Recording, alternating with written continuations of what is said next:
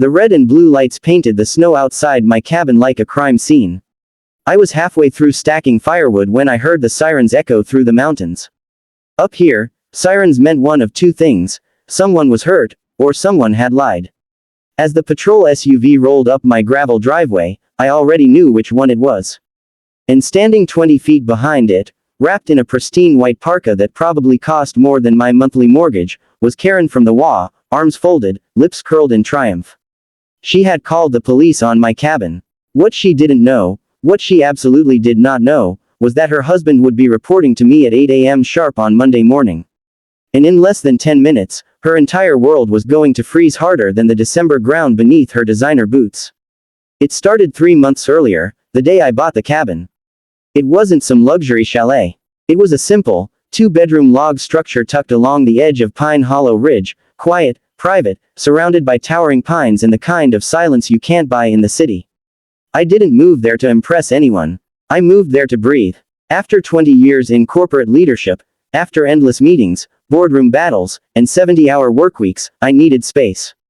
I'd just been promoted to regional operations director for a multi-state logistics firm. Bigger title, bigger paycheck, bigger stress. The cabin was supposed to be my refuge. Unfortunately, Pine Hollow had an HOA. Now, I've dealt with difficult personalities in my career. CEOs with egos, investors with ultimatums, managers who thought authority meant intimidation. But nothing prepared me for Karen Whitmore. She introduced herself the second day I was unpacking. She didn't knock. She just appeared at the edge of my property like a ghost in designer sunglasses. "You must be the new owner," she said, looking at my truck like it offended her. "I'm Karen, president of the Pine Hollow Homeowners Association." Of course she was. I wiped my hands and walked over. "Nice to meet you." She didn't shake my hand. Instead, she handed me a laminated booklet. "Community standards," she said. "We have certain expectations here. Uniform aesthetics, noise control, vehicle guidelines, no commercial equipment, no unsightly storage." Her eyes drifted to the stack of firewood. "That will need to be properly screened." "It's firewood," I replied. She smiled thinly. "Exactly." From that day forward, she watched me like I was a problem waiting to happen. Every week, another notice. My truck was too industrial looking.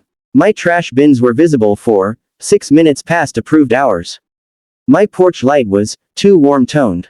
It was exhausting, but I stayed calm, professional, polite, because that's what I do.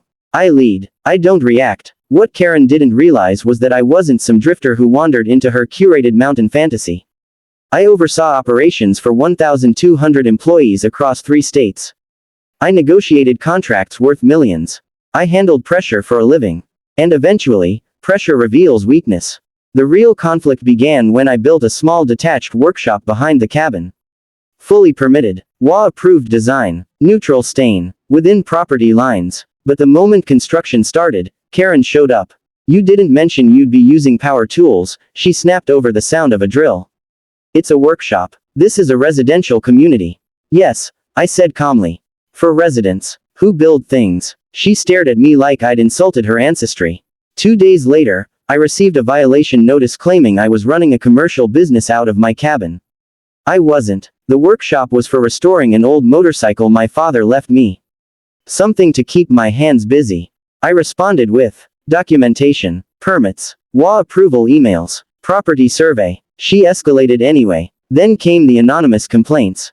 Suspicious activity, strange deliveries, loud mechanical noises. Every complaint was filed during weekday mornings, when most residents were at work. But Karen wasn't. She was always home, watching. The snowstorm hit on a Thursday night.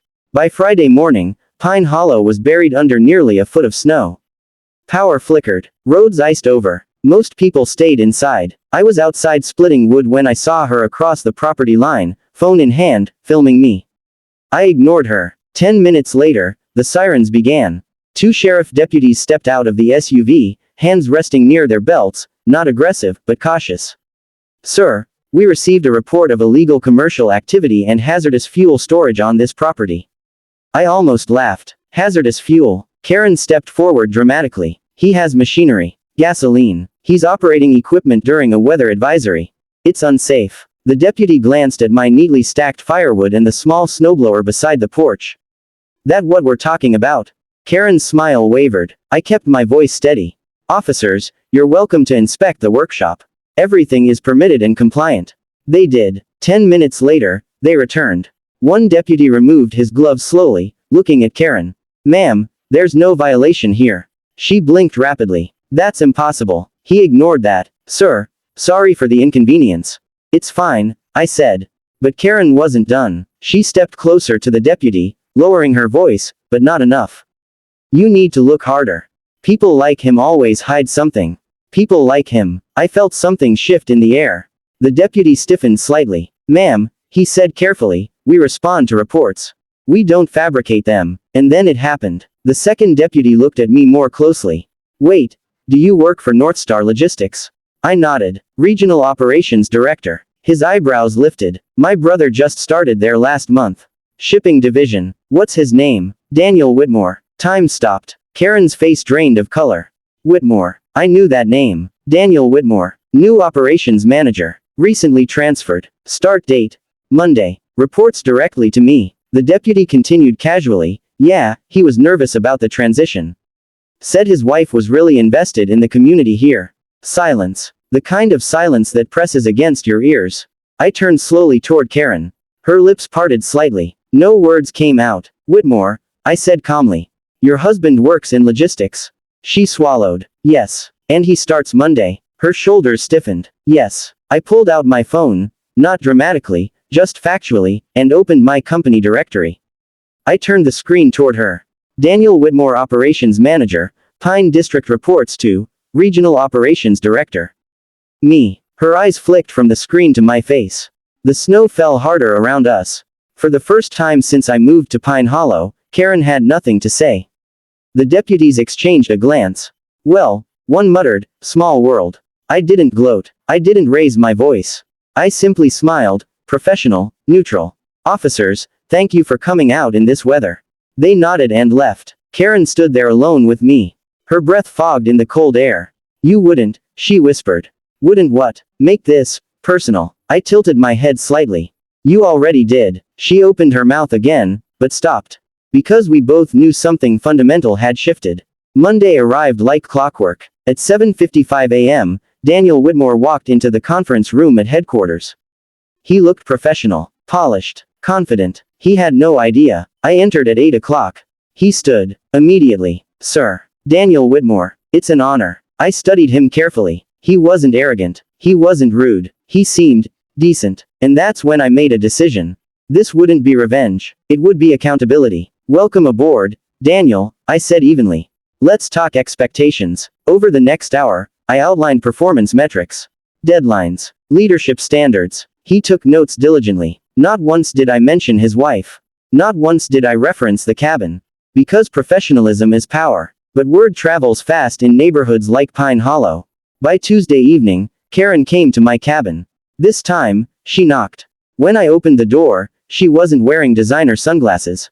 She looked shaken. I need to apologize, she said quietly. For what part? She inhaled sharply. For assuming things. For escalating. For calling the police. And for trying to intimidate you. I waited. And for forgetting that respect goes both ways. The snow had melted slightly, dripping from the roof behind her. Your husband is doing well, I said calmly. He's capable. Relief flashed across her face. I would never jeopardize someone's career over personal issues, I continued. But I expect the same professionalism in return. She nodded quickly. You'll have it. From that day forward, the violation notices stopped. The filming stopped. The whispers stopped. 3 months later, the HOA board quietly voted in a new president. Karen stepped down, to focus on family. I still live in that cabin. The workshop stands. The firewood remains stacked, unscreened. And sometimes, when the snow falls and the mountains go silent, I think about how power really works. It's not loud. It doesn't scream. It doesn't flash red and blue. It waits. And when the moment comes, it simply reveals itself. Because the loudest people in the room often forget something important. You never truly know who you're standing in front of. And sometimes, the man you tried to freeze out is the one signing your husband's performance review.